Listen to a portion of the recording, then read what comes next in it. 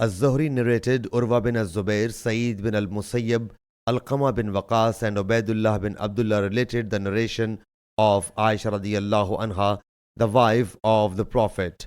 When the slanderers had said about her what they had said, and Allah later declared her innocence, each of them related a part of the narration wherein the Prophet said to Aisha, "If you are innocent, then Allah will declare you innocence. But if you have committed a sin, then ask for Allah's forgiveness and repent to Him."